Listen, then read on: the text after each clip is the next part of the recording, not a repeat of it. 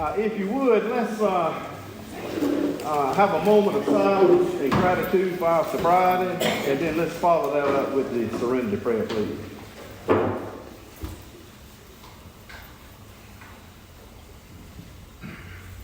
God, grant me serenity to accept the things I cannot change, courage to change the things I can, and the wisdom to know the difference. What a day.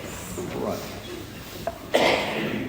This is an open meeting of Alcoholics Anonymous. We are glad you're all here, especially newcomers. In keeping with our singleness of purpose and our third tradition, which states that the only requirement for AA membership is a desire to stop drinking, we ask that all who participate confine their discussion to their problems with alcohol. And we also like to start our meeting with the AA preamble, which says Alcoholics Anonymous is a partnership of men and women who share their experience, strength, and hope with each other, that they may solve their common problem and help others to recover from alcoholism. The only requirement for membership is a desire to stop drinking. There are no dues or fees for AA membership. We are self-supporting to our own contributions. AA is not allied with any sect, denomination, politics, organization, or institutions, does not wish to engage in any controversy, neither endorses nor opposes any causes. Our primary purpose is to stay sober and help other alcoholics to achieve sobriety. I'm going to invite a couple of home group members up in just a minute to do some further readings of how it works in the 12 traditions, but I just want to invite everybody, if they need to get the coffee or go to the bathroom, to do that now so we don't have disturbing anybody walking around during the meeting, and we appreciate that. So I've asked Emily to come and read how it works, and then Lawrence is going to come and read the traditions.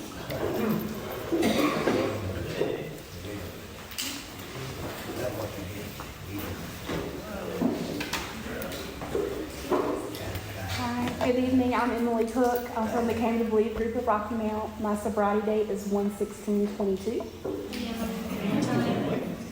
How it works.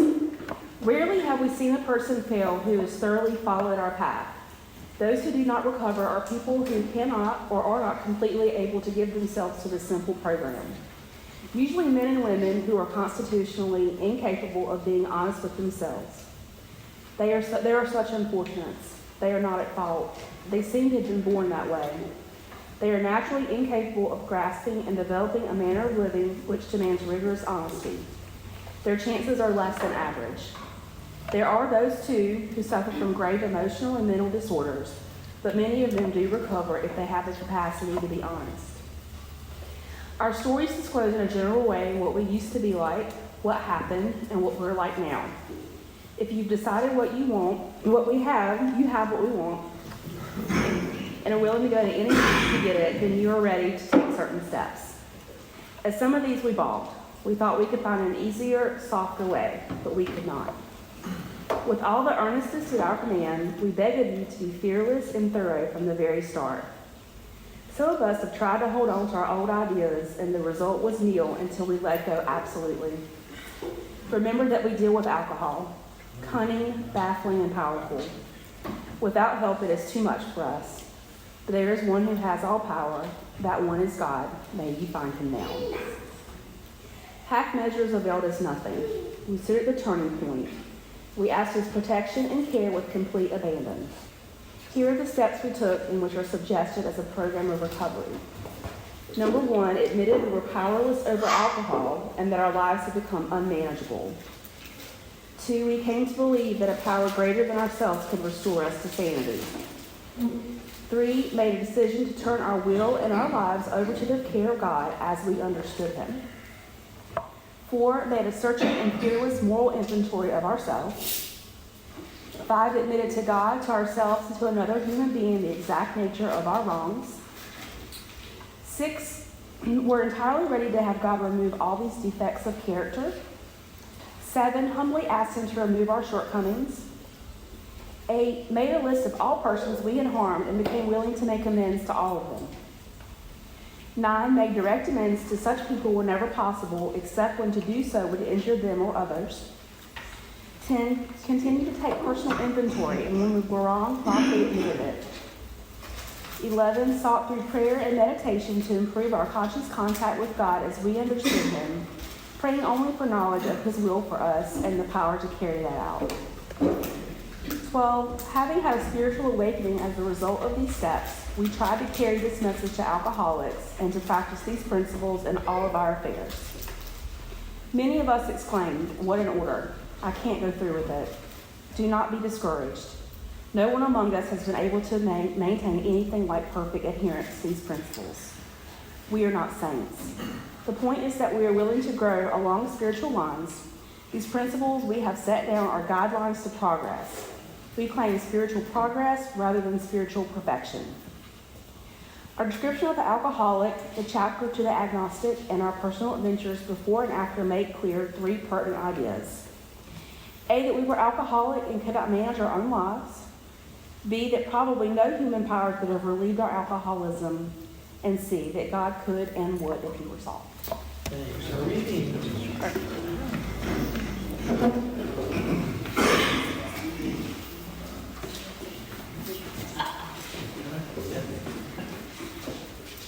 Hi, my name is Lawrence Gehring, and I'm an alcoholic. And my sobriety date is March the 6th of 2019. The AA tradition.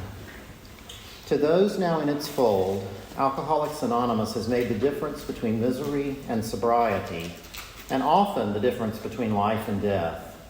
AA can, of course, mean just as much to uncounted alcoholics not yet reached. Therefore, no society of men and women ever had a more urgent need for continuous effectiveness and permanent unity. We alcoholics see that we must work together and hang together, else most of us will finally die alone. The 12 traditions of Alcoholics Anonymous are, we AAs believe, the best answers that our experience has yet given to those ever-urgent questions: how can AA best function, and how can AA best stay whole and so survive? The 12 traditions of Alcoholics Anonymous. 1, our common welfare should come first. Personal recovery depends upon AA unity. 2, for our group purpose, there is but one ultimate authority, a loving God as He may express Himself in our group conscience. Our leaders are but trusted servants, they do not govern. 3, the only requirement for AA membership is a desire to stop drinking. 4, each group should be autonomous except in matters affecting other groups or AA as a whole. 5, each group has but one primary purpose, to carry its message to the alcoholic who still suffers. 6, an AA group ought never endorse, finance, or lend the AA name to any related facility or outside enterprise, lest problems of money, property, and prestige divert us from our primary purpose. 7, every AA group ought to be fully self-supporting, declining outside contributions. 8, Alcoholics Anonymous should remain forever non-professional, but our service centers may employ special workers. 9, AA as such ought never be organized, but we may create service boards or committees directly responsible to those they serve. 10, Alcoholics Anonymous has no opinion on outside issues, hence the AA name ought never be drawn into public controversy. 11, our public relations policy is based on attraction rather than promotion. We need always maintain personal anonymity at the level of press, radio, and films. 12, anonymity is the spiritual foundation of all our traditions, ever reminding us to place principles before personalities. Thank you for reading.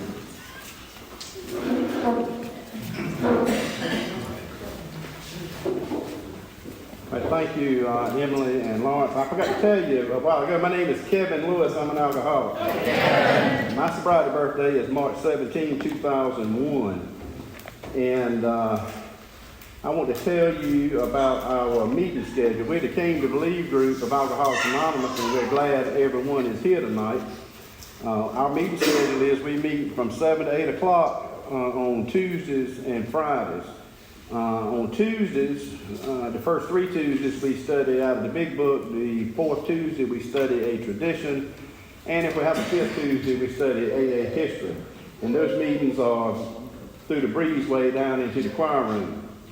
Fridays also, we meet generally in the choir room, and that's a topic discussion meeting where the chairperson for the month on Fridays, which is me this month, would select a reading out of AA conference approved literature, and then home group members discuss their experience, strength, and hope with that topic.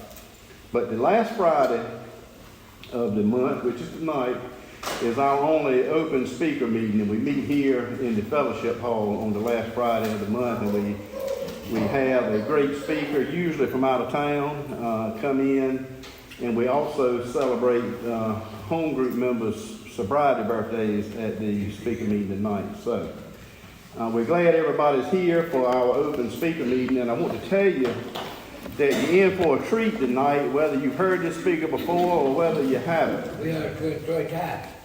I can tell you, Larry, that I first heard him over 21 years ago, and I was a newcomer. He was an old-timer then, and he's even more of an old-timer now, but I was kind of white-knuckling it 21 years ago, and all I was really doing at that point was coming to this meeting. And I had heard some great speakers before Wallace came, and I don't know, they just didn't click with me. But the first time I heard our speaker tonight, I left this meeting with my jaw on the floor. I had never heard anything like that in my life. And I sort of attribute him as my inspiration to start taking some action and working with a sponsor and doing the things that I had heard y'all talking about that I wasn't doing. And so I'm just so happy. I've heard him many times here in this group. I've heard him many other places. I've heard him at an international AA convention. And so I'm very delighted and honored to be able to introduce Wallace B from Sanford, North Carolina.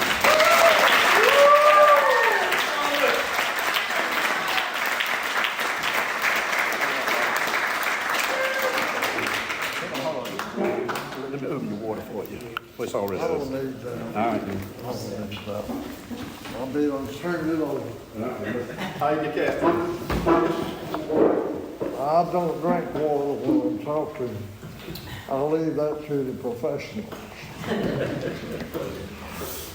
I've got notes up here now. I don't know how long I'll use them. I remember the first time that I tried to talk about the history of AA was in Central Prison. And we had formed 3 meetings at that time. And one of them was a beginner's meeting. And Tom Alvis asked me to study about the AA comes of age and the history, to be able to talk with the inmates about the history of AA. And that was the first time I talked about it, and it hadn't been many times since. But I remember that night I was talking about the history of AA. I got to that part where it was Mother's Day of 1935, and Henrietta Sutherland was calling Ann, Dr. Bob's wife, to see if they could come over. And Ann told Henrietta, says, we can't come over today. Says, Dr. Bob always makes a big fuss about me on Mother's Day, and he has brought home a big potted plant, and he's under the table potted, and we can't come today. But they did make arrangements for him to come over the next day on Sunday. And Dr. Bob told Bill and Ann and Lois, Lois was out, told him, says, I can only stay about 15 minutes. But that 15-minute period lasted until after 11 o'clock right now. And Dr. Bob said later on in his writings that Bill Wilson was the only man that he'd ever talked to that talks about his alcoholism as a direct result of having lived it, having experienced it, having did those things, and it came across to him. And many times during that conversation, there comes a lady says, Dr. Bob says, I was like that, yes, I did that, yes, I believe that. The identification process took place, and thank God that it did, because many of us are here today because we have identified with somebody who was alcoholic. And the identification, I believe, is absolutely necessary if we're going to get in AA. If we don't believe we got it, we don't believe we're a part of it, we're not going to become a part of it. I believe that with all my heart. I'm not going to talk much about Bill Wilson's drinking. All of you have been involved in the big book Alcoholics Anonymous, the pamphlets, and other readings. And you know that Bill was a real alcoholic. There's no doubt in my mind that he was a real alcoholic. I identify with him. And he lived to drink and drank to live. And he said that even in his childhood, he felt that he was different. He was inadequate. He was inferior. He was not like the other people. He was tall and lanky, and other kids could just push him around because he was so thin.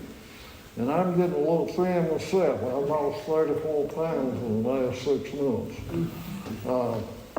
My britches are getting too big for me. And that's not a healthy situation to be in. But anyway, I'm going to put up with it as long as I can. I'm not going to try to go on a diet to get fat. I just don't believe I can accomplish that. But anyway, I'm grateful that I'm an alcoholic. My sobriety date is February 16, 1964. And all of you who have heard me before know that I got sober behind the walls of Central Prison.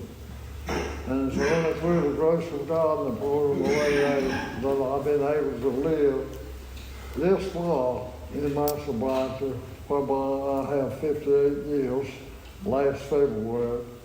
And I'm also 89 years old, not 59, 89.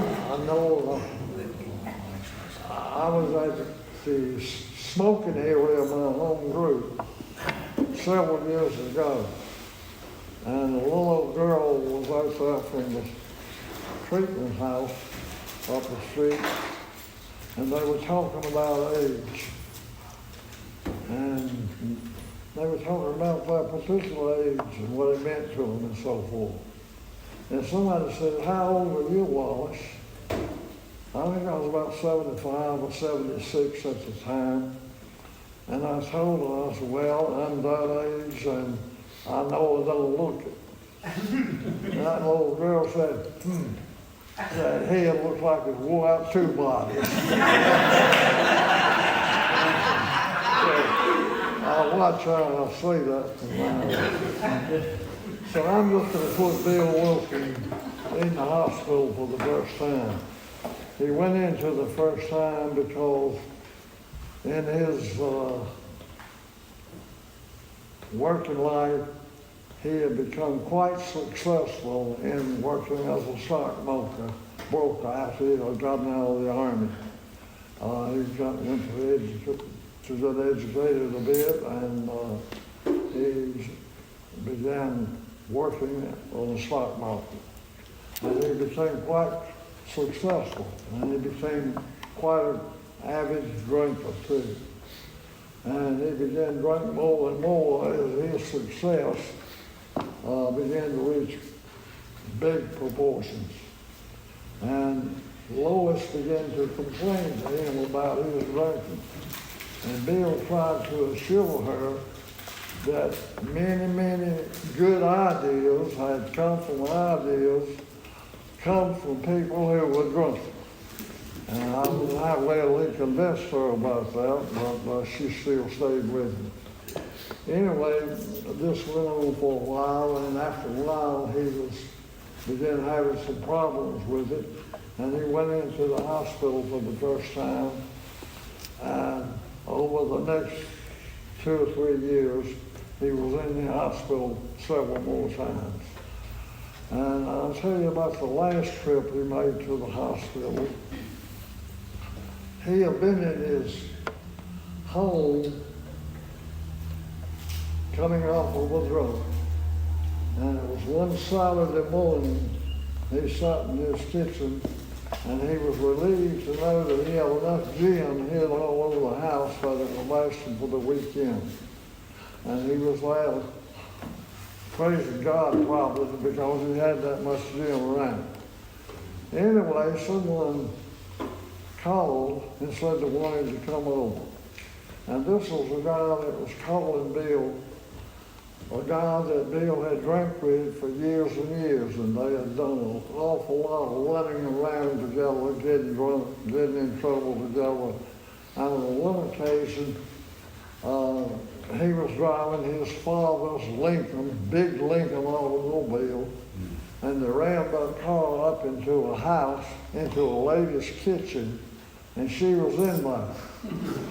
And Ebby stuck his head out the window and said, "Ma'am, how about a cup of coffee?" And that sounds about like it was. Another time, him and Bill were going on a trip, and they rented a plane, and the pilot was drunk, and they were drunk, and when they got to the place that they were going, some of the people were drunk. But anyway, they survived that trip too. But this last trip that Bill went into the hospital, it was one morning he didn't have any money. And he had to get 4 bottles of beer from the grocery store up the street in order to get up enough nerve to go into the treatment facility again. And he went down the street and offered a beer to somebody. I don't know if they took it or not, but anyway, he finally ended up shortly thereafter in the hospital with 1 beer in his hand. And Dr. Silkworth flew him. And he told Bill, so you can go on upstairs and go to bed, you know where it is. You've been here several times before. And Bill went on up and went to bed. Now this Everett guy that I mentioned earlier, or never did mention, but his name was Eddie Thatcher. He was the guy that ran with Bill. Eddie had come to Bill's house to see him. And Bill told him to come on over. That would be like an oasis. And to have an old friend come over and they could talk and work together. And Eddie came over, and when he walked into the room where Bill was, Bill could tell that there was something different about this Eddie than he knew for years and years and years. He was dressed real nice, had a haircut, and he was just totally gave a different image of himself altogether. And Bill pushed a glass of gin over toward him, and Eddie didn't take it. And Bill says, "What's going on? You're not drinking?" He says, "No, I don't drink anymore." And Bill says, "Well, what's brought all this on?" And Eddie says, "I've got religion." And Bill thought to himself, according to AA comes of age, well, let this man rave about his religion and Jim will last longer for me. Anyway, he's still thinking about himself. But anyway, they talked for a bit, and Bill asked him what had happened to him. Now, all of you have heard of the Oxford religious groups that have migrated over from England. They came over and they continued their religious escapades in those towns that they were in. And the Oxford religious groups had 6 principles which they believed in wholeheartedly. They believed in absolute honesty, absolute purity, absolute love, and having the alcoholics are going to find with all those qualities, especially during those drinking days. Anyway, those 6 qualities from the Oxford Religious Groups are found on page 283 of the big book and 160 in this book. And those principles are, you've heard them many times, but I'll refresh your memory. 1, we admitted we were licked, that we were powerless over alcohol. We made a moral inventory of our defects or sins. We confessed or shared our shortcomings with another person in confidence. We made restitution of all those we had harmed by drinking. We tried to help other alcoholics with no thought of reward in money or prestige. We prayed to whatever God we thought that was for the purpose to practice these principles. This is what they believed in, and this is what Abby had been taught, because a guy named Roland Hinkle, I believe it was, had gone to Switzerland a while back to meet with a psychiatrist over there who was good at working with alcoholics. And her doctor had talked with Abby and with Roland, and Roland came back to the States, but he still got drunk again, and again he went back to see the doctor about it. But now, when Roland Hinkle was here in the States, Abby was to go before the judges who were going to try him for being a public drunkard and nuisance. And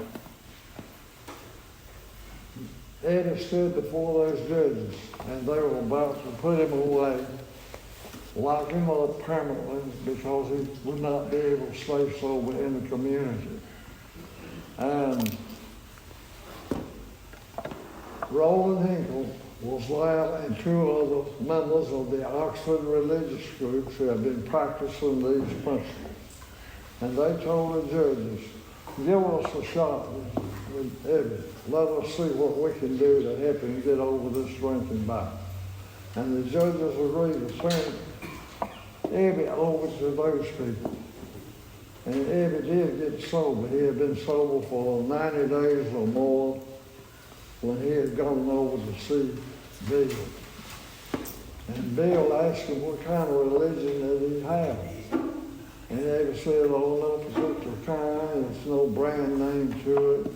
We just believe in these principles that we're going by, and we work and helping others. And he told Bill, he said, you've had a problem with this God deal, and you need to think about it. You do not need to accept some other person's idea of God as your understanding. You can do it yourself. Just become willing to believe that there's some kind of power out there that can help you stay sober if you want to, but you've got to be desperate enough to try. And Abby had did that. And he got sober, and he was really changed and working with other people. And that's why he had come over there and 12-step Bill Wilson. And Bill listened to him. And he didn't sober up right that day. It was sometime later, after he had already been through a revival meeting with Abby and a guy named Max. And he attended some mission meetings where they sit on those benches, and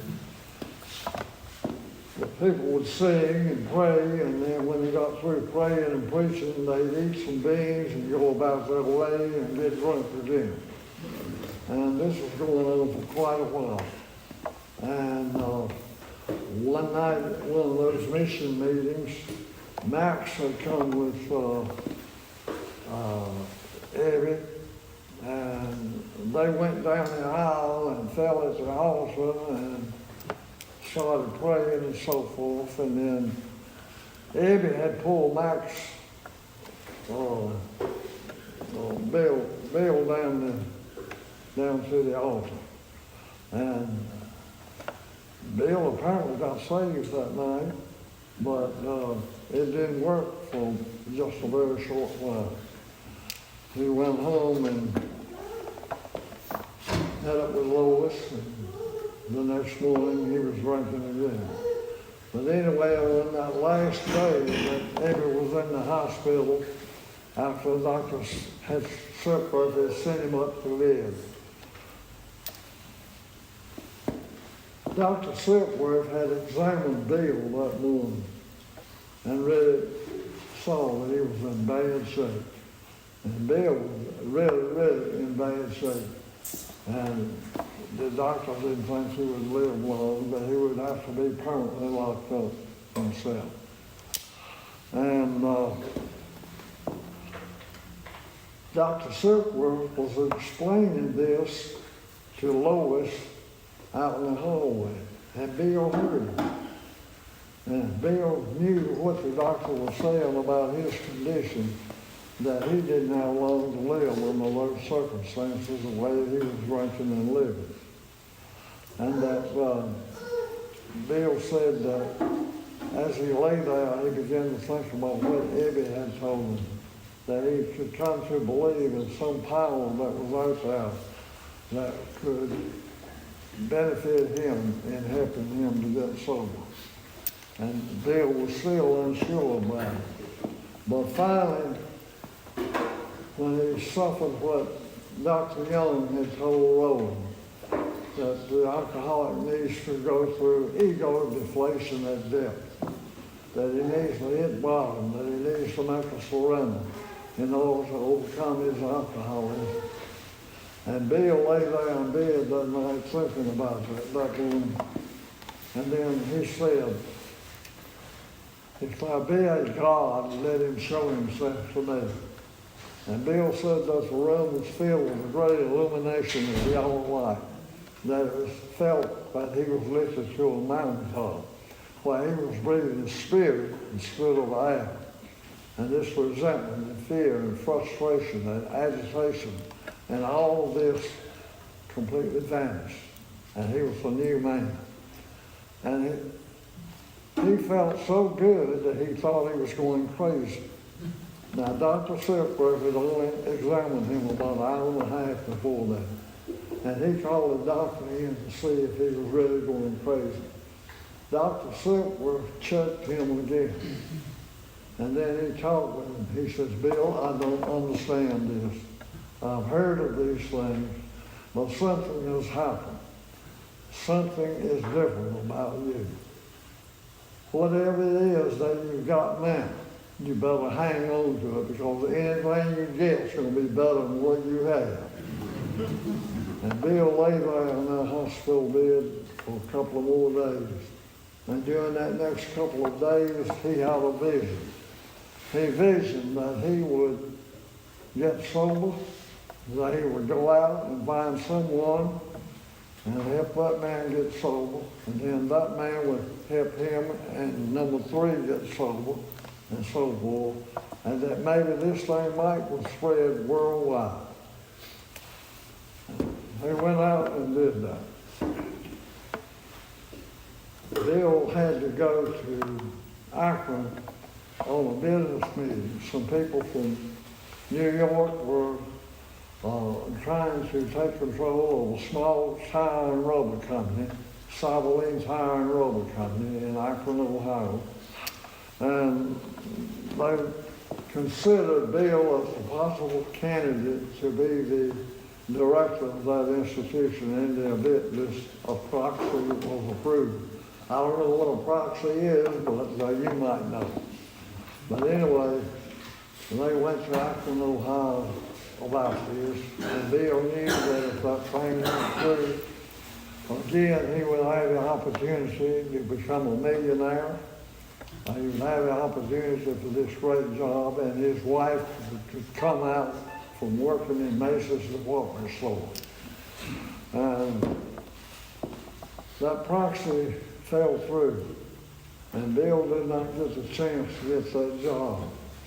And Saturday afternoon before Mother's Day of 1935, Bill was in the Mayflower Hotel in Akron, Ohio.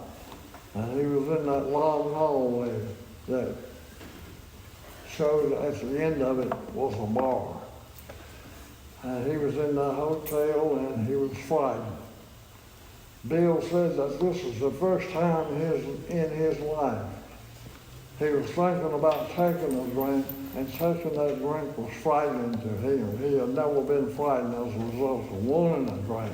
He was frightened when he didn't have one. And I'm glad, praise God, that today that he did get frightened about that. He did not take a drink. He watched those people go into that bar and come out laughing and talking. And he thought maybe he had less than $10 in his pocket. He had to go back to New York. Didn't know how his hotel bill was going to be paid. But he thought that he could go in that bar and maybe have one or two. And that was what really frightened him and turned him into a field marshal. Anyway, he did go in that. And he needed what he said was a drunk to talk to. And he didn't know any drunks in Akron. And he was walking up and down that hallway. I've walked down that hallway.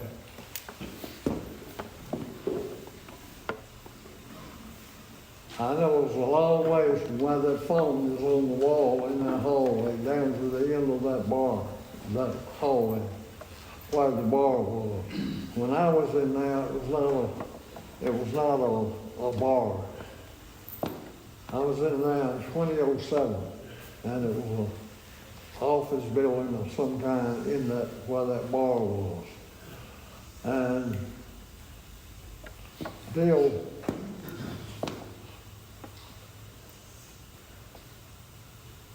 heard that music, and he was afraid he was going to take a drink, and he was walking in the hallway thinking about a drunk that he could work with. And he saw a telephone directory on the side of a phone booth. And he began to look at those pastors' names. And there was about 10 or 11 names on that board. And he began calling those pastors to see if they knew a drunk that he could work with. And some of them were not interested. Some of them just thought it was one drunk wanting to get up with another drunk, and they'd have two drunks together. It was confusing to some of these pastors, and some of them just didn't give a hoot because it was Saturday afternoon. Anyway, he finally got in touch with a pastor named Reverend Wallace B. And Wallace B. told him he was a member of the Oxford religious groups. Wallace B. told him, he says, I know a lady might be able to help you. And he gave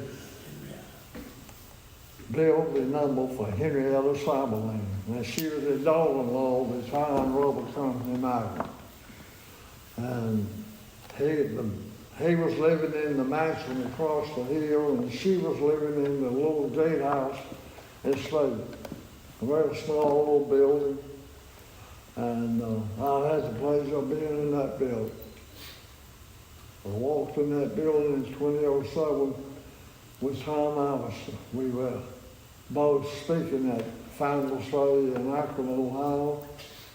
And on Saturday afternoon, we had the chance to go to these places to see these historical sites. And Tom and I went into that little office space where Bill and Dr. Bob sat. And they talked from about 4:45 to after 11 o'clock that night. And I looked at Tom as he sat in that chair where Dr. Bob had been sitting in that little office space, and said, but for the grace of God. I never felt that way in a place before. And I know that as a result of what took place in that building that day has enabled us to come to AA and get sober and be happy, joyous, and free. and I'm grateful for that. I know that as a result of that trip that Dr. Bob made over there, and he sat down and talked with Bill, and Bill shared with him. And one important thing about Bill sharing with him, Bill talked about his alcoholism, not Dr. Bob's alcoholism. Dr. Bob says in his writings, if Bill had come over there preaching to him about the actual religious groups, it probably would have failed. But he talked in a manner that he could identify with, and he did identify. And it was just a few days later that Dr. Bob told Bill, said, you said that we can keep this thing if we pass it on. Do you think we ought to go down and try and find a group and work with them? And Bill said yes. So that's when they took off down to the hospital to begin to talk with alcoholics in that ward. And they met a little nurse down there, a little small lady. She was had been a nurse there for years, and she, her and Dr. Bob began working with alcoholics, and over the next several years, over 5,000 alcoholics found help from that little lady. And right offhand, I can't remember her name, but I'll think of it later, maybe tomorrow. But right at the moment, I can't think of it. I'm getting old and senile, and I can't remember stuff. But anyway, they began to work with alcoholics and began to help them. And incidentally, some people wonder where the chip system comes from. And a lot of people down through the ages have passed on this information that this little lady,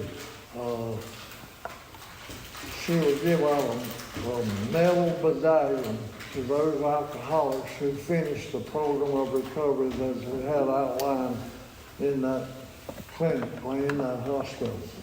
And that's in all probability where the chip system originated from. But anyway, I'm glad that we didn't stop there.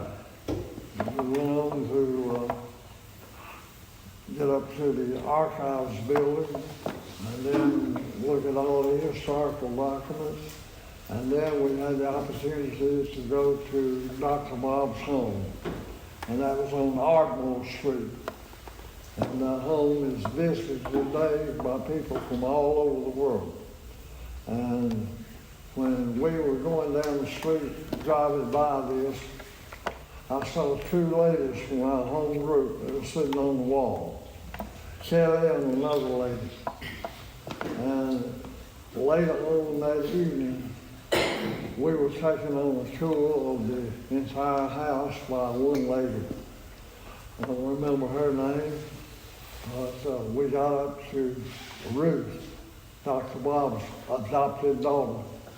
Got up to her room, and it was about 7 or 8 of us in that group. And we had circled this bed that Ruth slept in. And she had a copy of the big book lying on the bed.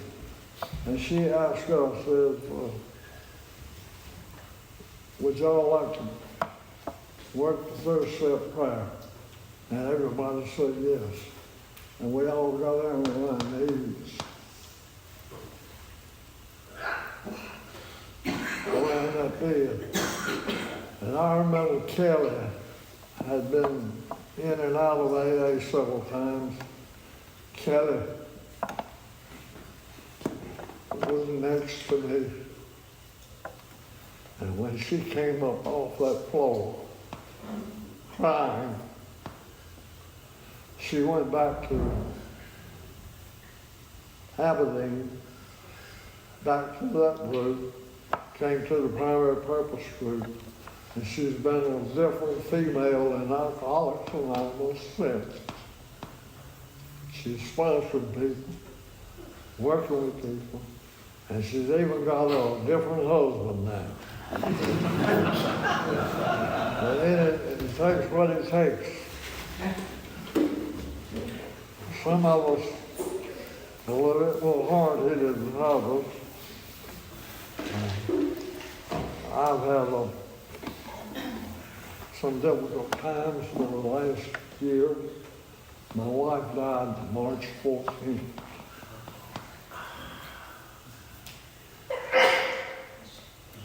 And it's been difficult. I'm not a good cook. I'm about to starve myself to death. Some people will bring me some food from the group, and people that can cook. I mean, some of the ladies can really cook, and they don't mind sharing it. And I'm grateful for it. I'll eat every bite they bring. I know that as a result of what happened in AA started around Akron and so forth, that Clark Schneider was in Cleveland, and he began coming over to see Bill and Dr. Bob as they worked with people. And there in Akron at the hospital, Bill and Bob had worked with AA number 3. Another guy named Bob, and he had black in the eye of a nurse, and he had been pretty rough in life, and he had done everything in his power to get sober and stay sober, and he couldn't do it. And after Bill and Dr. Bob worked with him for several days, 2 or 3 times they came back and talked with him. And the last time they came back, the guy told his wife, says, "Get my britches, I'm going home. I'm going to stick with this thing, I'm going to make it." And he did make it. And then they worked with another one shortly thereafter. And then they had 4. And finally another guy, a young guy, came in. Young guy. He'd been in prison. I'm grateful to God that he made it, because he became our first guy that had a prison record to go into AA. But he wants to last, thank God. He wants to last. And I'm grateful that eventually, back in North Carolina, there was a man named Alan Gill living in Raleigh, North Carolina. He was a member of the Hayes Barton group. And he was an active member. And he did a lot of walking. He was retired, and he'd walk around Central Prison in an undergrad unit. And he'd see undergrad people working outside. And he began to talk with them. And he asked those guys, "Do you think there are any alcoholics in Central Prison?" And those inmates said, "Yes, there's plenty of them in there." Alan Gill went to see the warden the next week to talk about starting a group in Central Prison. And that was in 1942. He went in and talked with the warden. I believe Temple was his name. No, I think Temple was the second one. That warden. But anyway, he talked to the warden and got AA going in there. And in 1963, on February the 14th or 15th, I was carried into Central Prison. My alcoholic life had been messed up out in the community, messed up for a year or more, many, many times more than a year. So many driving charges, other charges, because when I got drunk, I didn't know where I'd go, who I'd get up with, what I'd say, what I'd do, what I'd steal, who I'd fight with, who I'd love with, who I'd steal from, or who'd steal from me. I didn't know what was going to happen. but I was always willing to face up to the consequences as a result of getting that feeling that only alcohol could give to me. And I'm grateful that in that prison group, I found a way of life. The first 8 months, I attended AA in Central Prison. I sat in the back of a room, didn't participate. I listened to those people. 3 people would hug inmates and say, I love you. And they'd hug another inmate and say, I love you. Shoot, I knew it was love already left. 2 guys on the back row were holding hands every week. I didn't want no part of love that way. And I didn't get involved. I know that eventually, after getting locked up while I was locked up several times, and that's no fun, you know, malt liver that they give you once a day, monotonous diet they call it, and it really is monotonous. It don't taste good. And it isn't good, but it'll keep you alive. Anyway, I was given a good job when I went by. I was working as a clerk in the records office, classification section. And about 3 weeks after I got there, the inmates took me into the company. And they told me how that some things was being smuggled in. That with a little money you could get them, and with a little money you could get high. And I knew that alcohol was being smuggled out of the hospital because I'd already had some of it. And I began to get that, in addition to some outside issues, because I needed something to help me sleep. I couldn't go to sleep in that place unless I had something in me that would change the way I felt. To get rid of that nausea and that hypertension and that fear of what's going to happen tonight. You don't know what's going to happen sometimes in those places. It's unpredictable. And I was taking that stuff and getting high and borrowing money on the yard and getting in trouble because $5 a week won't go very far.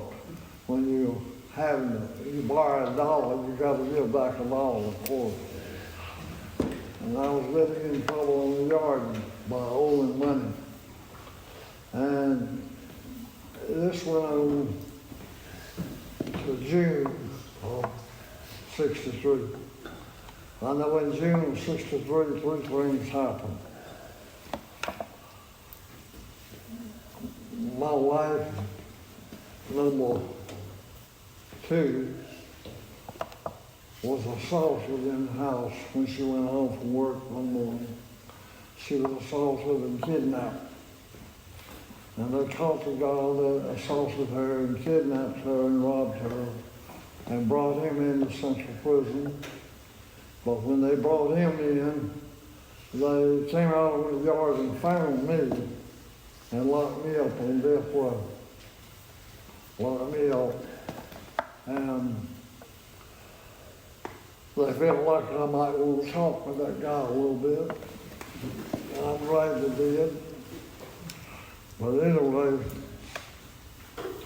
that was resolved in October of that year when he was transferred out of Central Prison to Caledonia Prison Farm, and I was let out on the yard again.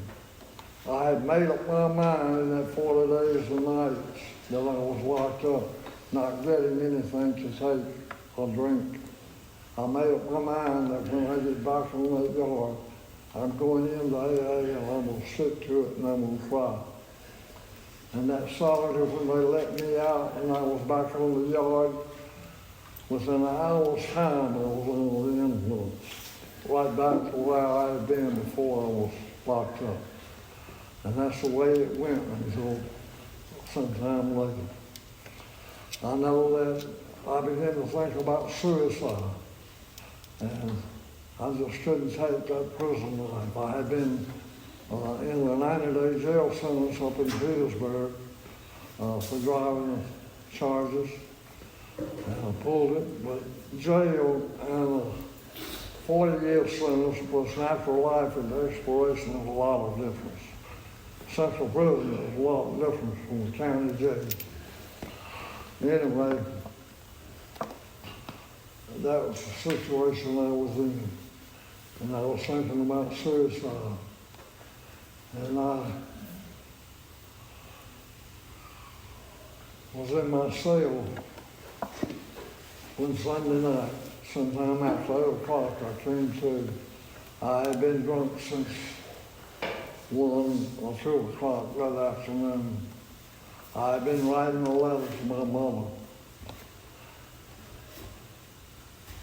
A friend came in and put something on the table in front of me, and I had written 2 pages of a 3-page letter to my mother. I took what he brought in, and within 20 minutes' time, it was all in the yard. I went through the chapel window on the right-hand side where I had some plastic dollar bills and dollar cylinders in the ground. I dug them up, went through the bootleg, and went to my cell block to get drunk. And I got drunk. And I went to my cell block, and that's where I was that Sunday night when I came to, sometime about 8 o'clock, a little bit after. And I took a look at where I was that Sunday night. Here I am in Central Prison, getting just as drunk as I was out in the community. You see, my alcoholism went with me when I went in those walls. It didn't stay out. It went with me. And I had taken it just as quick as I could get to it. And I knew that this was an answer for me, suicide. It would get me out of my misery, out of my pain. And I made up my mind that tonight would be the right time because I've got a lot of stuff under my pillow. And I'm going to do it tonight. And I'm up on the 4th floor. And I know that I can, when that door opens at 9 o'clock, as it does every night, when that door opens, I can step out onto the catwalk, go over that railing head first, and end my wretched existence. I made up my mind this is going to be it. And I got up at that door and I waited for it to open, just waited. And I'm praising, and I'm crying. You can call it whatever you like. I don't care what you call it. But I believe that a loving God in His infinite mercy gave this sick, hopeless, helpless alcoholic one last reprieve. I came to sometime later. I'm on my knees in front of the commode. My head is laying on that cold porcelain. And I've been vomiting in that commode. And I'm crying and praying. And I pass out again. And sometime later, I come to and crawl into the bed. The next morning when I go out of my cell block about 6:30, inmates on the right and on the left confronted me. What in the world was going on in there last night? What was happening? I said, what are you talking about? They said, last night you cried out. Loud enough for everybody on this road. God, if you help me get back to AA, I'll try. And I went back to AA, went up to the front of the room, sat down on the left-hand side, and that became my seat, and I began to go over to the coffee pot after the meeting and began to mop up the floor, set up chairs. Well, long before I was making coffee, setting up chairs and taking chairs down after the meeting. And it wasn't long before I was at the library, and it wasn't long because I could type. I was the elected secretary of the group, and I was having to do some typing for Tom. And some 2 weeks after that suicide attempt. I didn't tell Tom. I didn't tell any of the prison officials about that because they would have locked me up for my own personal security. About a year later, I mentioned that to Tom, and he said, I've been knowing it all along. Somebody else had told him, I didn't. But we had a good talk about it. He said, that's just the nature of alcoholism. It'll put you where you don't want to go, and it'll put you in some places that you wish to God you hadn't have gone, and it'll put you at some places that would cause you to be put in those places. And that's what had happened to me. I lost my right to live in a free society. And I remember the day that they locked me up and the door slammed shut and they were right inside. I was relieved. I was relieved. I was away from those people out of home. I was exactly where I belonged. I did not belong in a free community. I was an animal. Didn't belong right here. And it was some time later that I truly realized that God in His mercy had given me a chance to find a program whereby I could get sober, and if I would continue to do what I was told to do, continue to listen to Tom, continue to share with others, continue to do whatever was necessary to stay sober, I could stay sober the whole time. It's 8 o'clock and I haven't got started yet, but I will quit. I'm grateful for the audience you've been tonight, and I wish I got into more history, but everybody that deals a little bit of the history is going to do it in a different way because there's so much to it. You can talk for days on the history of AA if you really and truly want to. And I appreciate y'all. I love what this group has meant to me. Paige told me recently that this makes the 20th time that I have talked here. And I don't know another group that I've talked at for 20 times. But I love you people, and may God bless you, and remember that through God's grace, the program of AA, and Jesus Christ is my Savior. I'm hoping to continue this road of sobriety one day at a time. Thank you.